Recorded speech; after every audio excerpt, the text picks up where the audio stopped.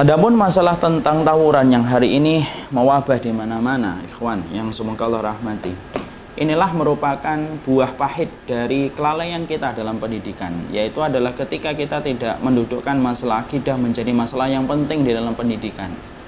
Hari ini kita jujur deh, ngelihat kalau antum nanti pulang, kemudian antum bertemu dengan anak-anak antum SMP dan SMA, antum coba deh telaah, coba buka buku agama yang mereka pelajari di sekolahan.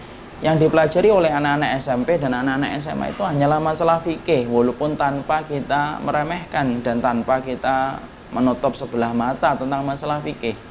Tapi sesungguhnya pembentukan karakter itu adalah melalui pendidikan akidah.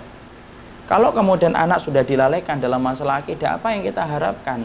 Fenomena tawuran, fenomena zina, fenomena orang memakai narkoba, fenomena dia membunuh tanpa menyesal, itu hanyalah akses ketika kita semakin melalaikan tentang soal akidah. Bagaimana kita akan mengharapkan anak kita faham tentang akhirat ketika kita selalu memberikan pendidikan kepadanya, pendidikan umum, tetapi kita melalaikan pendidikan akidah, tidak pernah menyampaikan akidah. Makanya terjadilah fenomena generasi-generasi yang rapuh.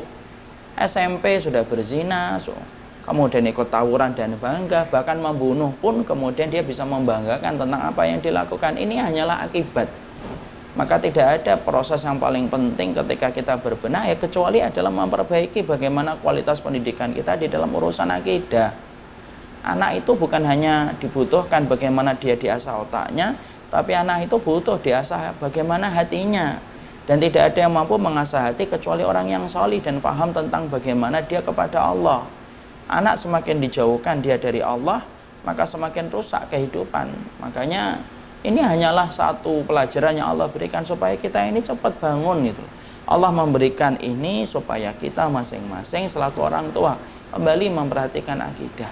Bukan berarti kita sekolah umum tidak boleh, silahkan, tidak ada yang salah dalam sekolah umum.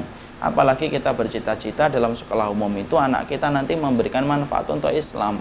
Tapi tolonglah, bagaimana dari kita ini memperhatikan urusan akidah. Kenalkan mereka kepada majelis ilmu, ajak mereka ke pondok pesantren, ketemu dengan santri, mereka ngerti bagaimana hidup ala santri. Itu merupakan upaya dan ikhtiar kita. Jangan mengharapkan sesuatu kalau kita tidak memperhatikan apa yang diperintahkan oleh Allah Subhanahu wa taala. Urusan akidah itu adalah urusan pertama di dalam pembentukan karakter seseorang. Ketika dia bertumbuh kembang, ketika dia karakter akidahnya terbentuk, maka semua kebaikan hidupnya akan digampangkan oleh Allah.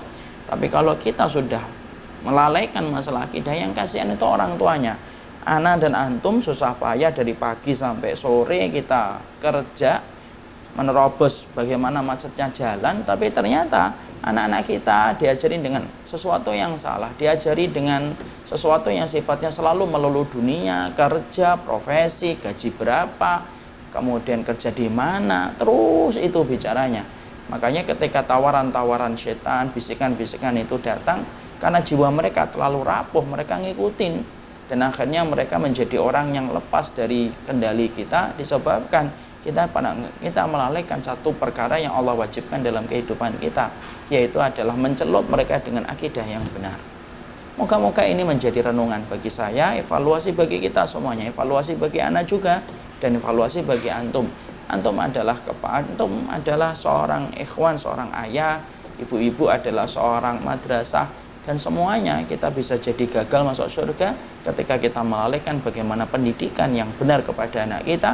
Dan tidak ada yang benar dalam pendidikan yang benar kecuali adalah akidah. Semoga ini memberikan pelajaran penting. Fenomena zina yang kemarin sempat mewabah, sempat kemudian menyebar di mana-mana, disusul dengan fenomena gangster di mana-mana, ini sebenarnya Allah sudah mengirimkan sinyal berkali-kali. Tapi kita tidak segera berbenah, terus kita baru sadar ketika semuanya terjadi, kita baru mengobati. Kenapa kita tidak termasuk orang yang senantiasa mencoba untuk menyelesaikan masalah, supaya supaya di masa mendatang kita berharap ada kebaikan yang tumbuh ketika kita memperhatikan pendidikan akidah dalam kehidupan sang anak. Jangan lupakan akidah. Kalau enggak, Allah akan mengirimkan berbagai macam musibah yang menimpa dalam kehidupan kita.